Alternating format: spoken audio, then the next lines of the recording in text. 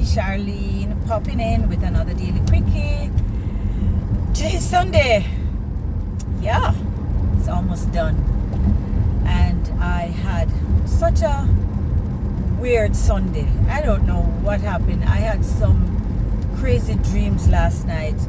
Got up this morning to an interesting day, but it was productive, which is good. But I want to talk to you about when we say we put things in God's hands. I grew up with Christian mother, grandmother, aunties, and they like to say leave things in God's hands.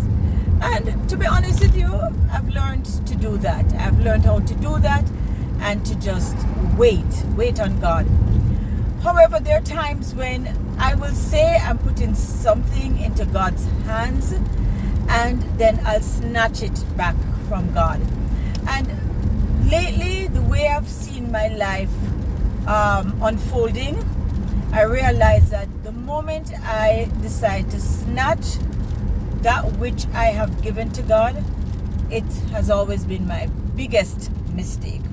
Now, I don't know how you look at God, whether you look at God in a religious way. I look at God in more of a spiritual way. My life's journey has taught me that religion it messed me up for the most part, because it didn't give me the knowledge and understanding that I now have as someone who has sought God from a spiritual way. But anyway, that's really not what I'm talking about.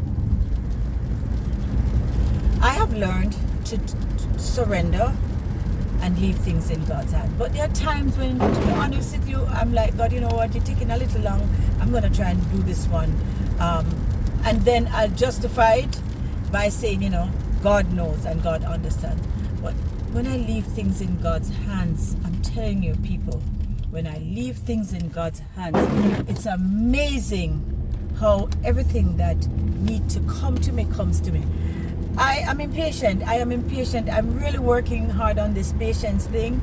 I try my best to be patient with people, with life, with intentions, because I kind of like to see things happen fast. That's why I don't walk, I jog. I jog because I feel like it's taking me too long to get to where I want to go.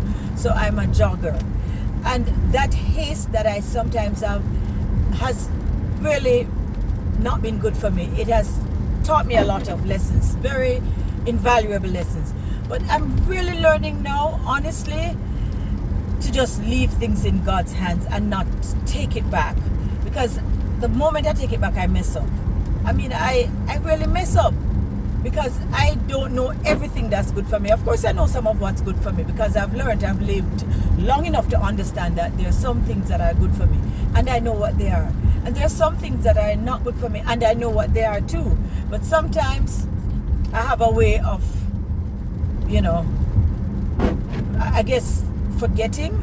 Like I have some selective amnesia moments when I act as if I don't know that this is not what is for me.